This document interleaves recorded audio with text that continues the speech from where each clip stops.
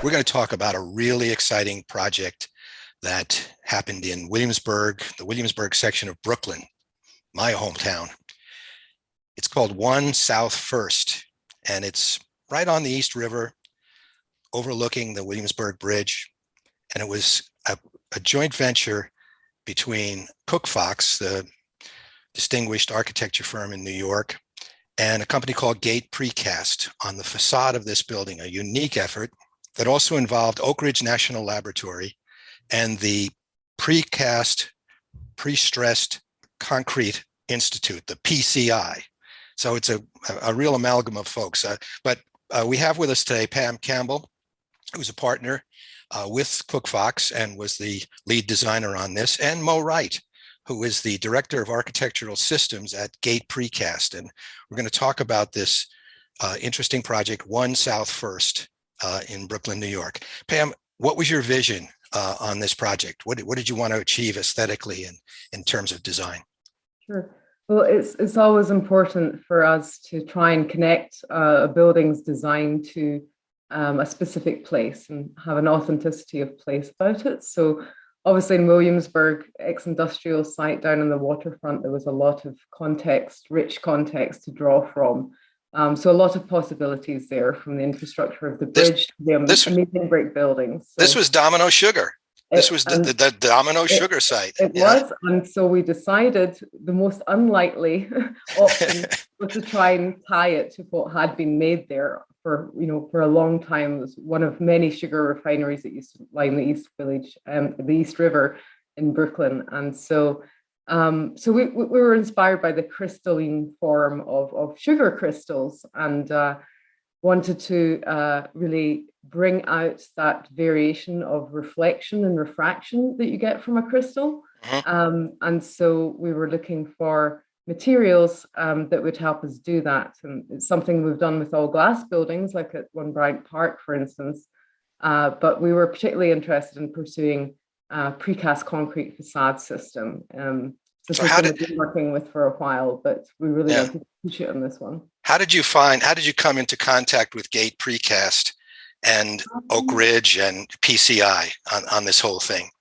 Sure. So we had not worked with Gate Precast before, but I had seen their work at the Bryant, the David Chipperfield building in Manhattan on facing Bryant Park, and noticed the polished surface there that really looked like a terrazzo. And it was fascinating in that they'd really let the materiality of the facade panels play a major part in the design aesthetic of the building, which wasn't something we'd done with precast previously. We generally had it with brick or stone.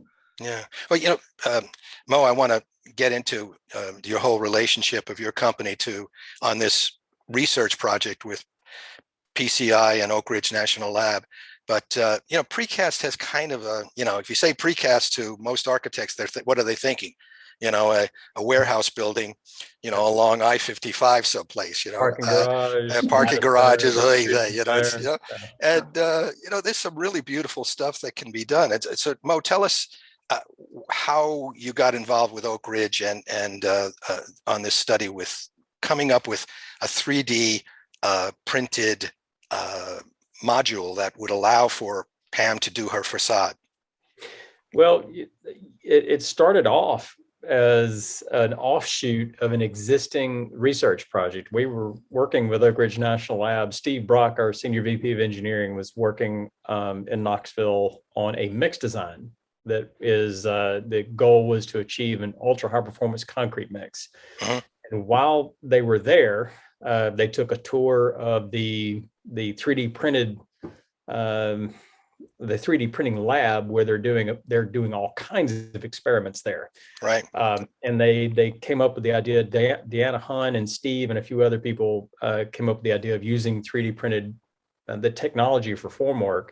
They were using it for other purposes other than formwork, more printing objects for use in farm equipment or construction equipment and other uses. And this was kind of a different way of thinking of using the technology. And this is the work of Deanna Hahn and Brian Post down in that lab there.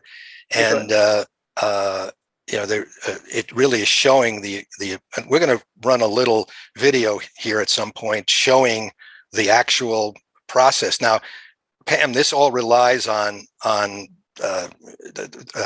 three-dimensional BIM modeling to make this happen, of course, right? I mean, that's the key to it, isn't it?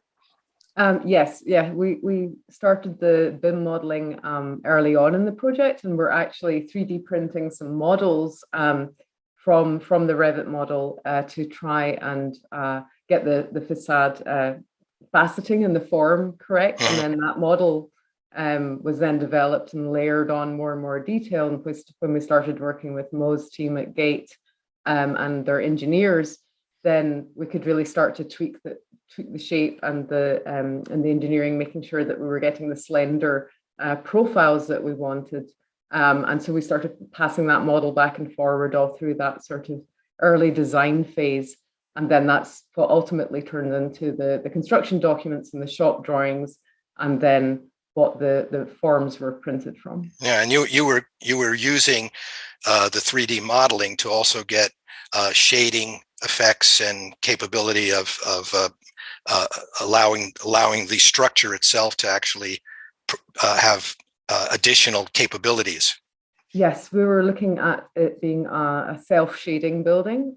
So looking at the different profiles on the different facades, it was important to us that there was variation around the building. You can really see it from all four sides. It's a building in the round. And so we wanted to look at not only just how it appeared in terms of the reflection and refraction coming from these faceted shapes, but how that would perform in terms of shading on the north versus the south versus the east and west facade. All right. So let's cut to the chase. Gate and Oak Ridge come together. They with COOKFOX, you've got the model, you've got the printing capability. We actually can start creating the forms. What happens after we have the form, Mo? What's the manufacturing process that gets this from poured concrete up to Brooklyn from your shop? Well, for the research project, something that was really cool is kind of an aspect that nobody knows about is the workflow that was developed during the project. So we were able to use a lot of the information that was in the model to run the 3D printer and the 5-axis CNC machine. So we were able to get the toolpath and slicer programs without having to redraw it in Rhino and other programs. So passing it through Inventor, we were able to run those machines that got us down to like 14 to 16 hours to be able to produce a form for use in pouring these panels. So that's a real cool part of the research project that a lot of people don't know about. And I understand, if I understand this correctly, if you were to do this in the conventional way with wood forms, you're talking about 40, 60 hours to create a form, something like that. Right. Yeah, anywhere between 40 and 60, depending on the complexity of the mold and the size of it, all that. And the 3D printer, 14, 15 hours and you're done. Right. That's fantastic. It is more expensive. I understand that there's a wood mold would be 3,000. 3D printer 9,000 is what I've seen. But the other aspect is you get more molds out of each pour, don't you? That's right. Normally it's about anywhere from 16 to 22 pours on a mold, and that's a wide range there because of the different types of projects that we build these molds for. So we use different construction methods, and the forms get different kinds of abuse depending on the type shape. But these forms, I think one of the typicals that we did on either the east or the west, we had 203 pours on a single mold, which is unheard of. I mean, that's like a steel form. But Pam, it was also the time factor also worked into your schedule, didn't it? I mean, is it fair to say that you probably could not have achieved this for the client, Two Trees Management, without this process, or am I exaggerating? No, I'd say that's true, and we would have had to amend the design. And it was really important to us to keep the variation in the panels, although they look very similar, and Self-Sim was very rigorous facade. It's that slight variation across the facade and the forms in which way they're oriented that adds a level of detail to it, and it stops it being monotonous to the eye. And achieving that variation in the time frame that we had, this is what made it possible. Yeah, I mean, each panel is almost is practically unique, isn't it? Yeah, between the window sizing, which did vary, especially on the residential side, right? You've got to match up with the residential layouts. So there's window variation in the widths. But if you look at it closely, each facade is different in terms of the profile, and then how those units are oriented across the facade. There's some natural variation there that brings a slight organic feel to this very rigorous. Yeah. You almost want to bite into it. And I'll tell you that one of the big aspects of that, the time savings part of it, that was for us. We had so many forms that we had to produce in such a short amount of time. If we weren't able to do them in a 3D printed format, I'm not sure that we could have kept up with the schedule. And then, you know, the speed that everything got faster. From the building of the molds, the detailing of the molds, everything on this job was much faster than the normal job. And because of the scale of the job, all of those things working together is what made it possible for this to be the very first 3D printed formwork job. So it turned out. How many, Mo, and Pam, how many total panels are we talking about here? Was it under 1,800, I think. 1,800, something like that. Yeah, I mean, this is huge. This is a huge job. Mo, take us quickly again, but from the point where you've got your mold from Oak Ridge, what happens then? Well, it goes into a traditional mold. Okay. There's an image I'm sure y'all showed that'll explain that. These 3D printed forms were the window block out that you would normally have, but Pam and her team used it as instead of being a traditional window block out, they used the block out as the architectural feature for the panel.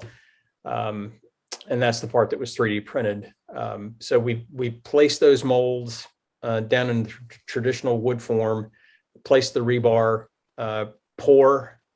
The next morning we strip, carry it out into the plant, apply the finish, the polish and acid etch finishes to the panel.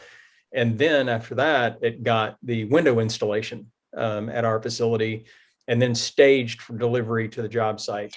Were you thinking window installation on the panels from the beginning, Pam and Mo, or did that come in as a bonus?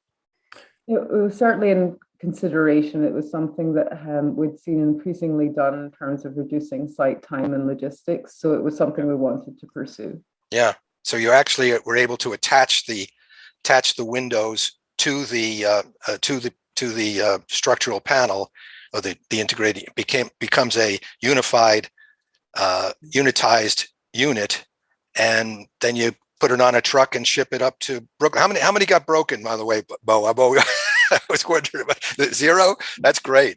So we were lucky. We were lucky. In the late 2000s, we did a job in Miami for DPR. It was the Florida International University Science Classroom Building.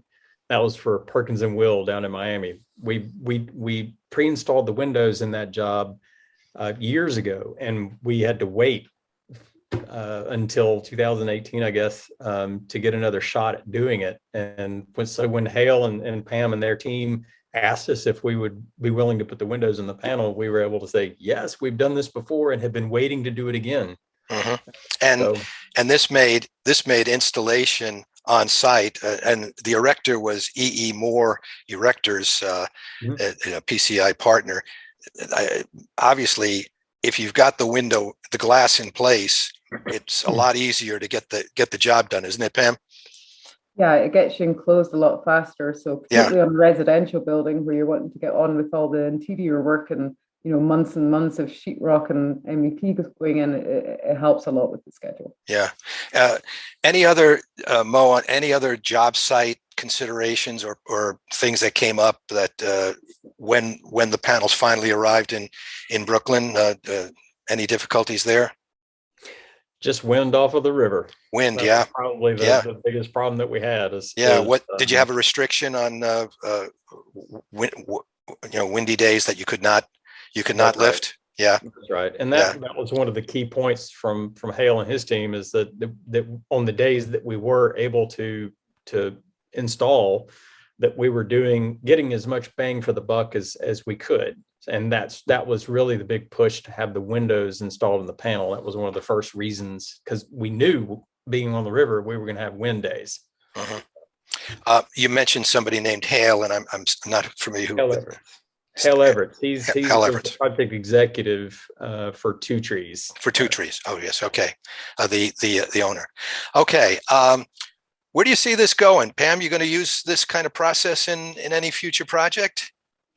Would love to. I think the level of finish that we got and the preciseness. I was going to ask you about how was the quality of the. I mean, it looks beautiful. It was great. I mean, Gate did a great job on the finishes, and it's really one of the reasons why we were, started talking to them very early on, was just their ability to create different finish effects on concrete, which was key to the project working really. And I think the preciseness of the forms as well. We wanted to not just pre-install the windows, but we actually pocketed them into these panels so that you didn't see the aluminum frames.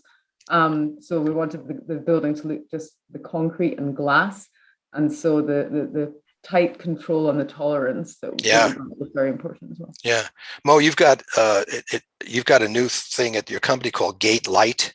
That's right. Is that an outgrowth of this, or? It really, honestly, I'd have to say yes. We weren't really thinking of the term unitization really before this job came around, because this was the first time with such large scale, we were installing windows at our facility, shipping them to the job site, and thinking more as a unitized system instead of just producing a precast panel. Right. When we started looking for other ways to take advantage of pre-installed windows, floor to ceiling glass, using less concrete in our wall panels, using more efficient use of the materials that we have but still being able to supply a resilient exterior and a complete exterior package. We knew we needed to go in that direction, and that's kind of where Gate Light came from. Is a lighter weight system, more environmentally friendly system, complete package. That's where Gate Light came really from this project. Yeah. Well, it's a great tribute to both your firms and to Oak Ridge for its BAM process, what they call the big area additive manufacturing process that made this possible. I'm a big fan of the National Labs, having been editor of R&D magazine many years ago, and that team has won R&D 100 awards across its work. So I know that the quality of the engineering is tremendous. And I'll tell you, go ahead. There are other projects. It's the rule of thumb on some of these projects is that it has to be a larger project. Yeah. And lots of repetition and all that kind of stuff. But we've found that there's a couple of courthouses where we've been able to use the technology in limited areas, so we can get profiles printed and use a hybrid approach. So it's kind of where we have part of the mold is wood, and then another portion of the mold may be 3D printed. Using an insert type scenario. So very interesting. All right, it's going to continue to grow. I always end these discussions with the Rob Cassidy question, which is, what did you learn, or what advice would you have for your colleagues in the design and construction industry out there? So shall we go ladies first, Pam, or what do you think you could have done better? What did you learn? What advice would you have for anybody considering something like this? I think one thing that we would like to continue to pursue with our work in precast is the variation on the finishes. You know, we tried a whole lot of them and limited it down to just a couple for this that were right for this project. But I think there's some real exciting work out there to be done in terms of how to play with the material nature of concrete. Interesting. Mo, what did you learn from this project that you would pass along to the U.S. and international construction industry? Optimizing the relationship between the window and the precast. So that's all about the connection. Mm-hmm. We had a lot of material that we used to develop the connections. And in retrospect, we probably would have approached it differently, used less material, and taken advantage of the tolerances, the tight tolerances that we're able to get with precast from a manufacturing perspective. We had a lot of flexibility and latitude for adjustment that we really didn't need in the long run. But the time frames were so short, it was a really cheap insurance. Yeah. Okay. All right. Well, we've had a lot of fun talking about 1 South First in Brooklyn. Sure. With Pam Campbell, partner at COOKFOX, the chief designer on the project, and Mo Wright from the director of architectural systems at Gate Precast. Congratulations on your work. Great project, and I can't wait to see it next time I'm in New York.